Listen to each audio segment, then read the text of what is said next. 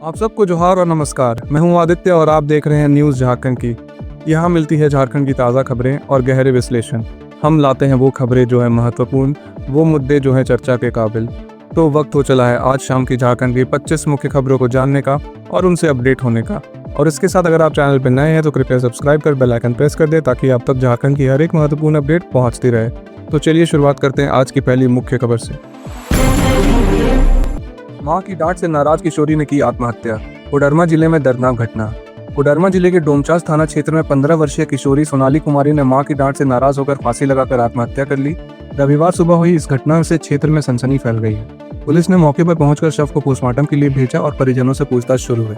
सोनाली के पिता का नाम फूलचंद महतो है और पुलिस यह पता लगाने का प्रयास कर रही है कि किस बात पर मां ने डांटा जिससे किशोरी ने यह कठोर कदम उठाया। जमशेदपुर में पोटका बिजली सबस्टेशन से 15 लाख के कॉपर कॉइल चोरी। हथियारबंद बदमाशों ने मचाया आतंक। जमशेदपुर के पोटका थाना क्षेत्र में हथियारबंद बदमाशों ने बिजली सबस्टेशन से 15 लाख की कॉपर कॉइल चोरी कर ली। घटना बीती रात 11 बजे की है जब बदमाशों ने 2 कर्मचारियों को बंधक बनाकर गैस कटर से 5 MVA ट्रांसफार्मर काट डाला। सुबह एक अन्य कर्मचारी ने बंधकों को देखा और पुलिस को सूचना दी। इस घटना से बिजली विभाग में हड़कंप मच गया है और सुरक्षा पर सवाल खड़े हो गए हैं। मैया समान योजना में गड़बड़ी। 3 CSC संचालकों के खिलाफ कार्रवाई। गढ़वा जिले के खरौदी प्रखंड में मैया समान योजना में गड़बड़ी के मामले में प्रशासन ने 3 CSC चालकों को लाइसेंस रद्द कर दिया है। इसके अलावा अभुआ आवास योजना में अयोग्य लाभुकों को घर देने के आरोप में पंचायत सचिव शशि कुमार को निलंबित कर दिया गया। मांझीगांव प्रखंड में धान खरीद में गड़बड़ी के आरोप में रामपुर पैक्स अध्यक्ष रविंद्र सिंह पर प्राथमिकी दर्ज की गई है। जिला दंडाधिकारी शेखर जमुआर ने कहा कि सरकारी योजनाओं में कोई भी अनियमितता बर्दाश्त नहीं की जाएगी। इससे पहले एक CSC संचालक ने खुद को महिला बताकर योजना का लाभ उठाया था जिस पर कार्रवाई की गई थी। झारखंड में सोलर पैनल से सड़कों को रोशन करने की योजना। झारखंड में सड़क निर्माण योजनाओं में सोलर पैनल लगाने की शुरुआत हो रही है जिससे सड़कों को रोशन किया जाएगा। पथ निर्माण विभाग ने 2 प्रमुख सड़कों पर साइकिल ट्रैक और सोलर पैनल लगाने का निर्णय लिया है जो साइकिल चालकों को वर्षा और धूप से भी बचाएंगे। इसमें ओल्ड विधानसभा से जगन्नाथपुर और रिंग रोड तक 4 लेन सड़क बनाने की योजना भी है। विभाग का उद्देश्य अगले वित्तीय वर्ष में निर्माण कार्य शुरू करना है।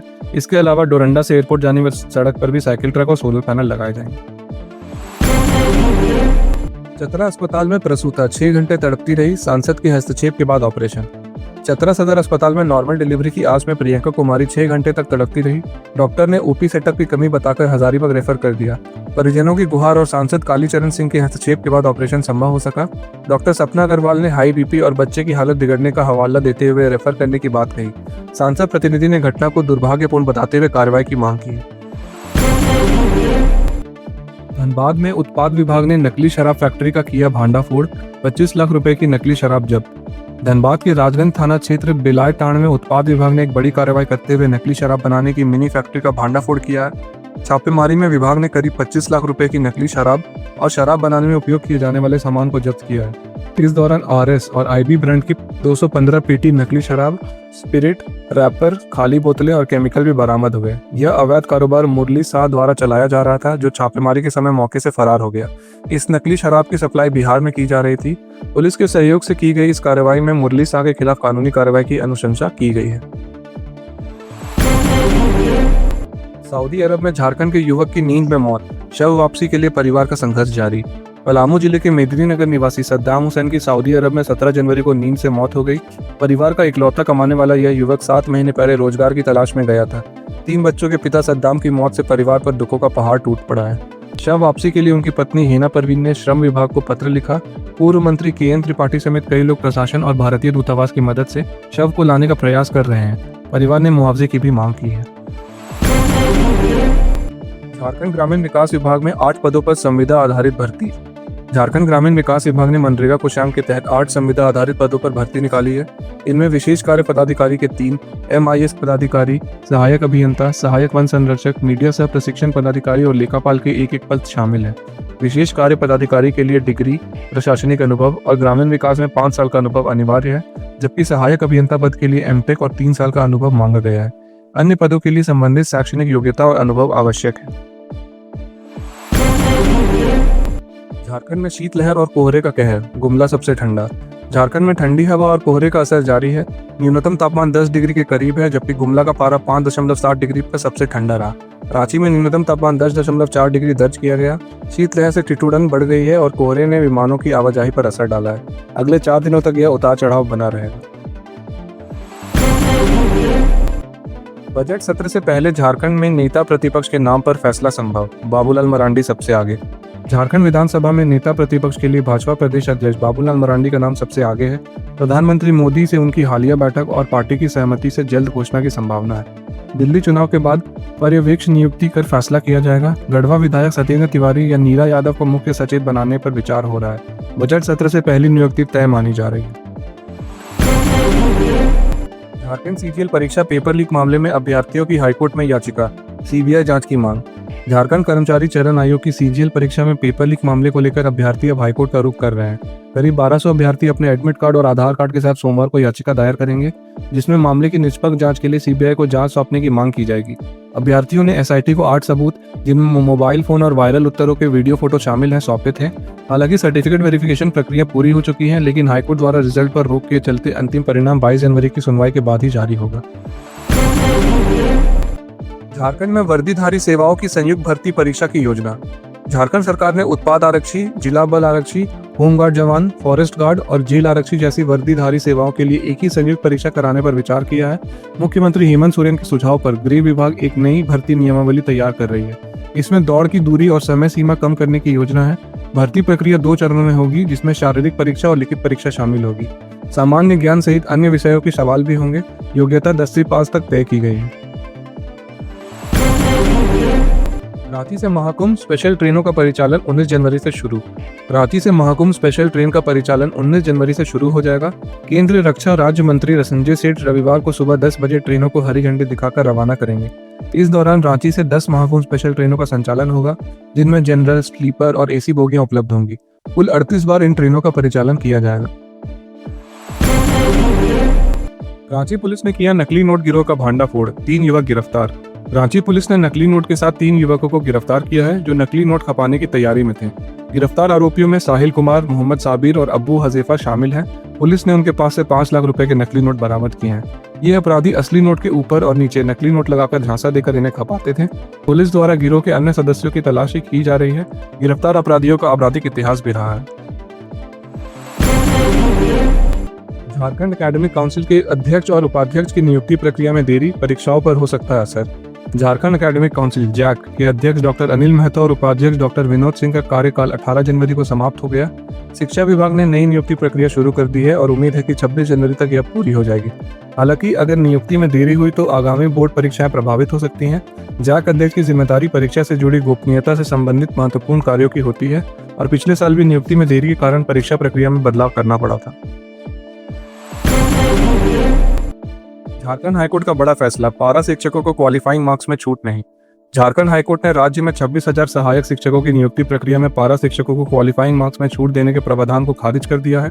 कोर्ट ने इस प्रक्रिया को सही नहीं माना और छूट देने का आदेश को रद्द कर दिया। यह फैसला सहायक शिक्षक नियुक्ति नियमावली में पारा शिक्षकों को 50% आरक्षण देने और छूट देने के खिलाफ दायर याचिका पर आया। इससे पारा शिक्षकों की नियुक्ति प्रक्रिया में बड़ा झटका लगा है। कोयला कर्मियों के पीएफ पर 7.6% ब्याज दर की घोषणा, पेंशन फंड को लेकर चर्चा जारी। Coal mines private and organisation की बोर्ड बैठक में वित्तीय वर्ष 2024-25 के लिए कोयला कर्मियों के भविष्य निधि पर 7.6% ब्याज दर तय की गई है, जो पिछले वर्ष की दर के समान है। वित्त मंत्रालय की स्वीकृति के बाद यह ब्याज दर पीएफ फंड में जोड़ी जाएगी। बैठक में पेंशन फंड को मजबूत करने के लिए विभिन्न सुझावों पर भी चर्चा हुई। हालांकि इस पर कोई अंतिम निर्णय नहीं लिया गया। एतक के रामेंद्र कुमार ने पेंशन में वृद्धि की मांग की, जबकि कुछ सदस्यों ने यूनिफाइड पेंशन स्कीम लागू करने का सुझाव दिया। हजारीबाग के बड़का गांव में अवैध कोयला खदान में धंसने से 2 लोगों की मौत, वन विभाग ने की बड़ी कार्रवाई। हजारीबाग के बड़का गांव में अवैध कोयला निकालते समय खदान में धंसने से 2 लोगों की मौत हो गई। यह घटना शनिवार रात करीब 3 बजे हुई, जिसमें रवि और राहुल नामक लोग मर गए। स्थानीय सूत्रों के मुताबिक उरीमारी क्षेत्र के लुरांग गांव में अवैध कोयला कारोबार पुलिस के साथ मिलीभगत से चल रहा था। इस मामले में डब्बू सिंह का नाम सामने आ रहा है। पुलिस को सूचित करने के बावजूद घटनास्थल पर पुलिस नहीं पहुंची। इस बीच वन विभाग ने बड़ी कार्रवाई करते हुए 32 अवैध कोयला खदानों के मुहाने को डोजर से बंद कर दिया है। इन खदानों के अवैध रूप से कोयला निकालने का काम चल रहा था, जिसे अब रोक दिया गया। केंद्र सरकार ने झारखंड के लिए 1130 करोड़ रुपए की परियोजना को मंजूरी दी। केंद्र सरकार ने झारखंड के धनबाद में राष्ट्रीय राजमार्ग 19 पर बरवड्डा पानागढ़ के पास निरसा और गोविंदपुर क्षेत्र में फुटपाथ के पुनर्निर्माण और 2 6 लेन एलिवेटेड फ्लाईओवर के निर्माण को स्वीकृति दे दी है। इस परियोजना की कुल लागत 1130.54 करोड़ रुपए होगी। केंद्रीय मंत्री नितिन गडकरी ने इस महत्वपूर्ण घोषणा को अपने सोशल मीडिया हैंडल एक्स पर साझा किया है, जिससे क्षेत्रीय विकास को बढ़ावा मिलेगा। कटिहार में नाव पलटने से बड़ा हादसा, 3 की मौत, 4 लापता। बिहार के कटिहार में गोलाघाट के पास गंगा नदी में नाव पलटने से एक बड़ा हादसा हुआ। हादसे में 3 लोगों की मौत हो गई, जबकि 4 लोग लापता है। जानकारी के मुताबिक 18 लोगों से भरी नाव झारखंड के सकरी गली जा रही थी, तभी बीच धारा में पलट गई। 11 लोग तैरकर बच निकले, जबकि 7 लोग लापता हो गए। गोताखोरों की मदद से 3 शव बरामद किए गए हैं, जबकि बाकी लापता लोगों की खोजबीन जारी है। हादसे के बाद स्थानीय प्रशासन ने राहत कार्य शुरू कर दिया है। झारखंड हाईकोर्ट ने पुलिस विभाग में प्रोन्नति प्रक्रिया पर रोक लगाई। झारखंड हाईकोर्ट ने पुलिस विभाग में सब इंस्पेक्टर से इंस्पेक्टर पद पर होने वाली प्रोन्नति प्रक्रिया पर रोक लगा दी है। कोर्ट ने इस मामले में राज्य सरकार से जवाब मांगा है और अगली सुनवाई 6 सप्ताह बाद होगी। याचिकाकर्ता विकास कुमार ने दलील दी कि SC/ST को दिए जा रहे आरक्षण के कारण योग्य उम्मीदवारों के अधिकारों का हनन हो रहा है। उन्होंने पुराने कोर्ट फैसले का हवाला देते हुए कहा कि प्रोन्नति प्रक्रिया तब तक नहीं हो सकती जब तक नया कानून न बने। 20 सितंबर 2024 को जारी प्रोन्नति आदेश के तहत 98 सब इंस्पेक्टरों को इंस्पेक्टर पद पर प्रोन्नति दी गई थी, लेकिन अब कोर्ट के इस फैसले के बाद उन अधिकारियों की स्थिति पर सवाल उठ सकते हैं। धनबाद के टुंडी में नवोदय विद्यालय की प्रवेश परीक्षा में फर्जी छात्रों की पकड़, पुलिस कार्रवाई शुरू। धनबाद जिले के प्रोजेक्ट कन्या उच्च विद्यालय टुंडी में नवोदय विद्यालय की प्रवेश परीक्षा के दौरान 2 फर्जी छात्र पकड़े गए। ये दोनों बिहार के बक्सर जिले के रहने वाले हैं और नवोदय विद्यालय बेनागढ़िया में पढ़ाई कर रहे थे। परीक्षा के दौरान उनकी उम्र सामान्य से अधिक दिखने पर मजिस्ट्रेट को शक हुआ, जिसके बाद दस्तावेजों की जांच में फर्जीवाड़े का खुलासा हुआ। छात्रों ने बताया कि वे अपने गाँव के शिक्षक से परीक्षा देने भेजे गए थे। मामले की लिखित शिकायत टुंडी पुलिस को दी गई है, जिसके बाद 4 छात्रों और 1 शिक्षक के खिलाफ शिकायत दर्ज कर कार्रवाई की जा रही है। रांची में हरमू विद्यानगर से रेडिसन ब्लू कटरू तक फ्लाईओवर निर्माण में अड़चन। रांची में हरमू से रेडिसन ब्लू कटरू तक फ्लाईओवर निर्माण में जुडको की STP प्लांट योजना रुकावट बन रही है। पथ निर्माण विभाग पहले STP की स्थिति स्पष्ट करना चाहती है, ताकि फ्लाईओवर का सर्वे और अलाइनमेंट सही ढंग से हो सके। दोनों योजनाओं के बीच तालमेल के लिए जुडको से पत्राचार किया जा रहा है। बोकारो DC ने तेनू घाट डैम पर पर्यटकीय सुविधाओं के विकास की समीक्षा की। बोकारो की DC विजया जाधव ने शनिवार को तेनू घाट डैम पर पर्यटकीय सुविधाओं के विकास को लेकर एक समीक्षा बैठक की। उन्होंने पर्यटन विभाग की योजनाओं की प्रगति के बारे में अधिकारियों से जानकारी ली। विकास कार्य 3 चरणों में किए जाएंगे, जिन पर करीब 54 करोड़ रुपए खर्च होंगे। तेनू घाट डैम के पास वाटर साइड एडवेंचर और टूरिस्ट अट्रैक्शन पॉइंट का निर्माण किया जाएगा, जिसमें garden resort, restaurant, water fountain, बच्चों के लिए park, golf court, cafeteria, selfie point, eco village आदि सुविधाएं शामिल होंगी। DC ने एजेंसी से DPR जल्दी तैयार कर राज्य स्तर में अनुमोदन के लिए भेजने का निर्देश दिया है। सैफ अली खान पर हमला करने वाला आरोपी गिरफ्तार, पुलिस कर रही पूछताछ। मुंबई क्राइम ब्रांच ने बॉलीवुड अभिनेता सैफ अली खान के घर में घुसकर हमला करने वाले शख्स मोहम्मद सज्जाद उर्फ विजय दास को गिरफ्तार कर लिया है। पुलिस ने आरोपी को ठाणे के हिरनदानी इस्टेट से मोबाइल टावर लोकेशन की मदद से पकड़ा। आरोपी ने पुलिस पूछताछ में जुर्म कबूल कर लिया है, लेकिन हमला का कारण अभी स्पष्ट नहीं हो पाया। आरोपी जो पश्चिम बंगाल का निवासी है, कुछ समय पहले मुंबई में वेटर के तौर पर काम कर चुका है। पुलिस ने उसे कोर्ट में पेश कर रिमांड पर लेने की कोशिश की है। यह हमला रात करीब 2:30 बजे हुआ, जब सैफ अली खान अपने घर में सो रहे थे और हमलावर ने चाकू से उन्हें 6 जगह घायल कर दिया। ये थी आज शाम की झारखंड की 25 मुख्य खबरें। ऐसे ही झारखंड की मुख्य खबरों को जानते रहने के लिए हमारे चैनल को सब्सक्राइब कर बेल आइकन प्रेस कर दें। मिलते हैं कल सुबह 5 बजे। धन्यवाद।